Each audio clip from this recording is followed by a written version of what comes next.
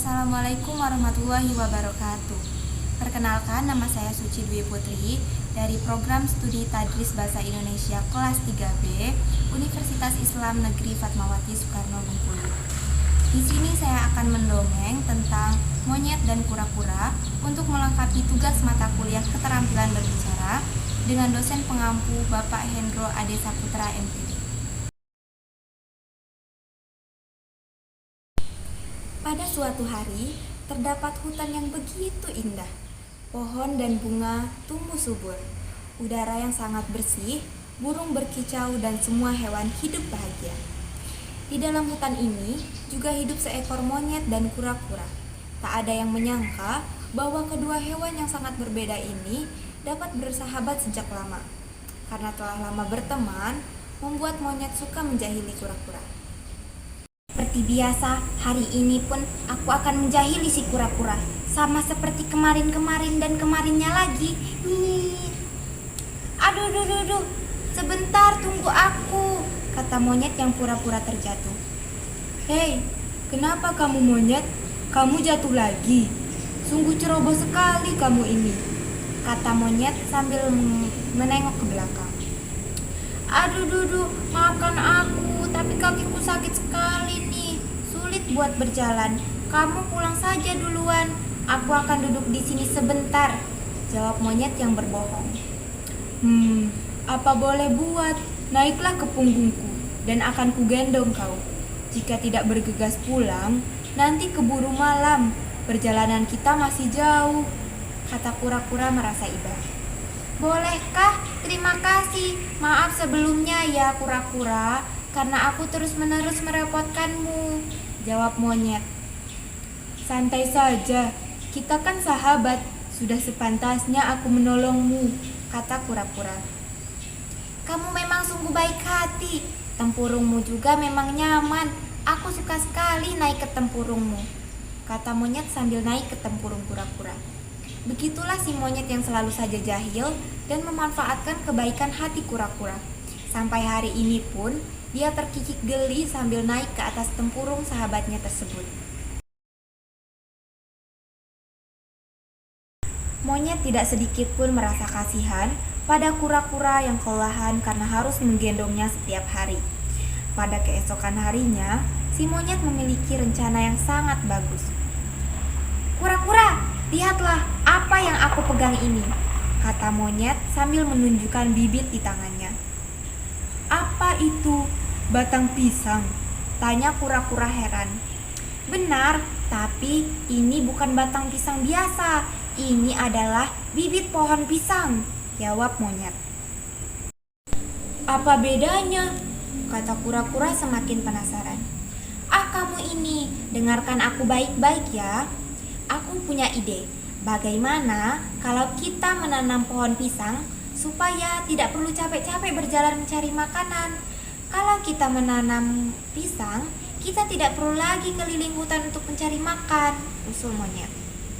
Berarti kita tidak perlu lagi berjalan jauh ya? Itu bagus sekali. Kamu juga sangat ceroboh setiap kali pergi mencari makan.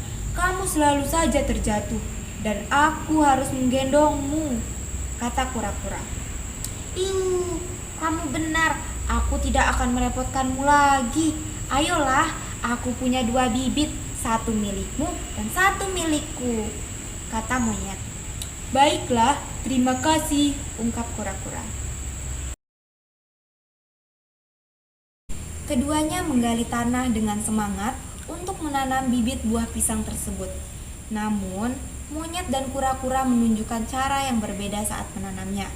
Si monyet bekerja dengan sembarangan, sedangkan kura-kura bekerja dengan hati-hati dan penuh perhatian. Gali, tanam dan tutup.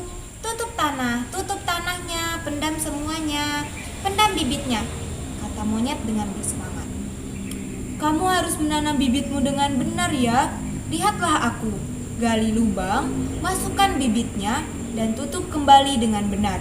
Jangan sampai bibitmu rusak, kata kura-kura yang mengingatkan. Aduh, kamu ini cuma mau kelihatan keren saja.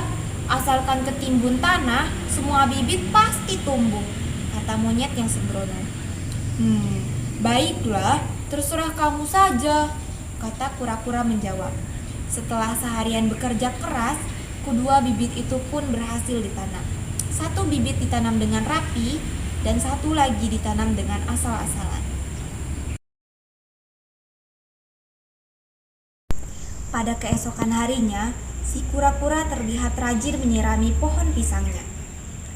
Sungguh pagi yang indah, minumlah yang banyak pohon pisangku, aku akan merawatmu dengan sungguh-sungguh, kata kura-kura. Sedang apa kamu setiap hari repot sekali mengangkut air untuk menyiram bibit itu, kata monyet yang bangun kesiangan. Bibit itu harus dirawat supaya dia tumbuh subur. Kamu juga harus merawat bibit milikmu, ujar kura-kura. Enggak malas sekali jika harus mengangkut air. Aku lebih suka tidur saja, kata monyet sambil berjalan ke pohonnya untuk kembali tidur. Demikianlah di saat kura-kura bekerja keras merawat bibit pisangnya, monyet selalu bermalas-malasan. Dalam beberapa hari kemudian, bibit pisang milik monyet layu dan mengering. Musim demi musim telah berganti. Tiba saatnya pohon pisang yang dahulu ditanam siap untuk dipanen. Pohon pisang milik kura-kura berbuah lebat. Para penghuni hutan lainnya berkumpul untuk merayakan keberhasilan kura-kura dalam menanam pisang. Wah, kura-kura, pohon pisangmu besar sekali. Bahkan warna pisangnya sungguh indah, kata kelinci. Sepertinya enak sekali ya.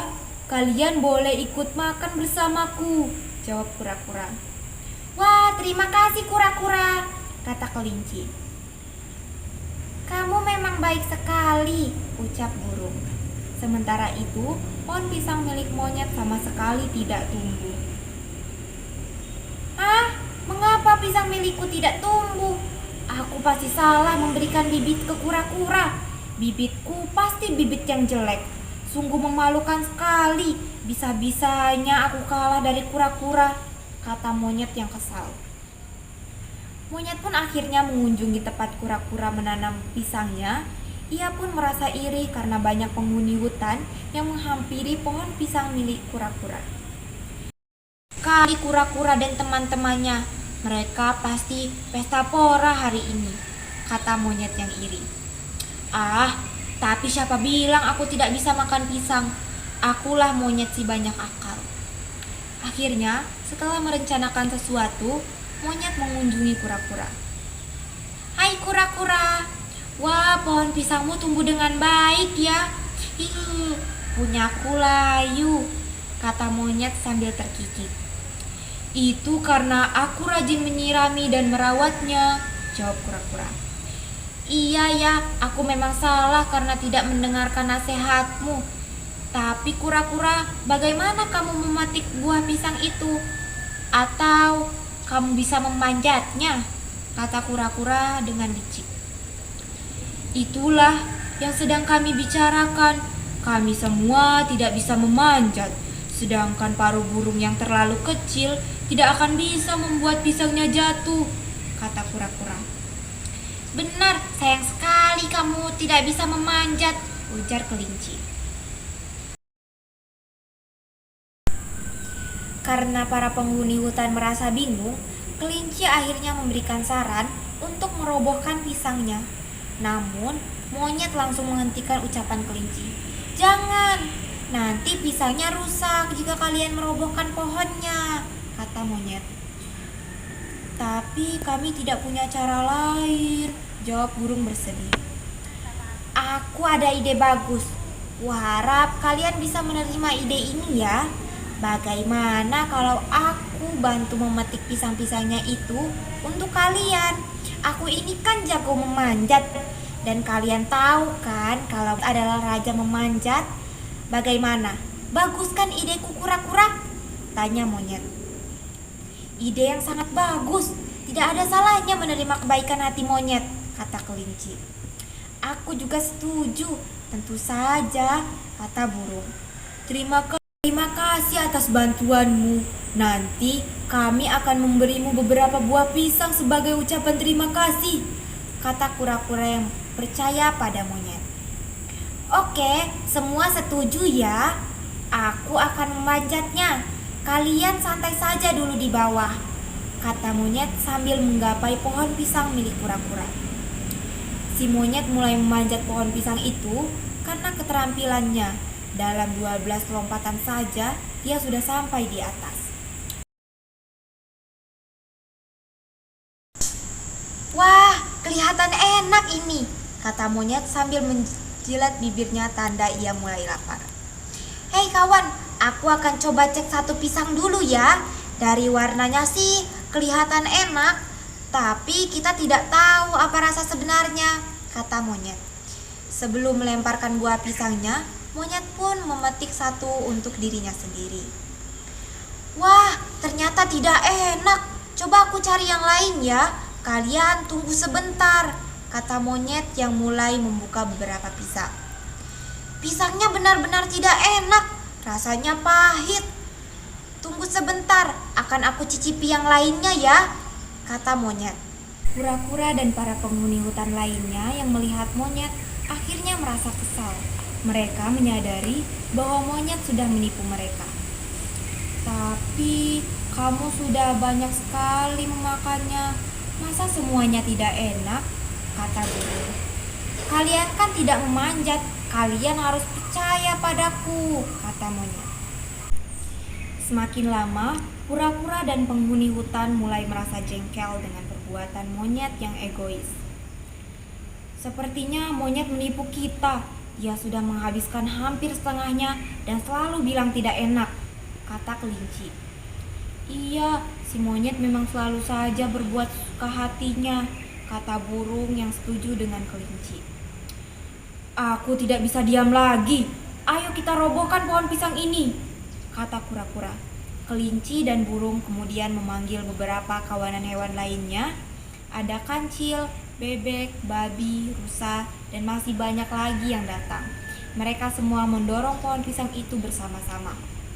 1, 2, 3, kata kura-kura.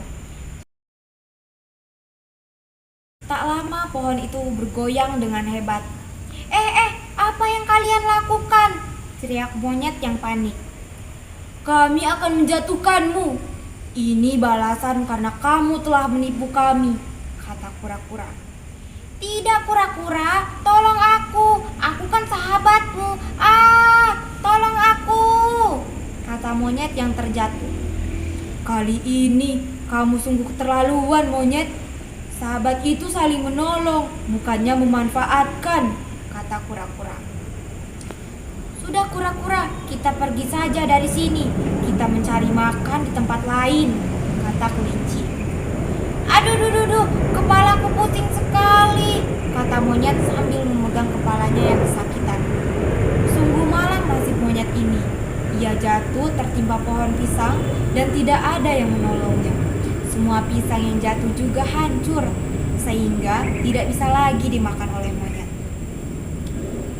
Pelajaran dari dongeng monyet dan kura-kura ini yaitu kita sebagai sahabat harus saling sayang menyayangi.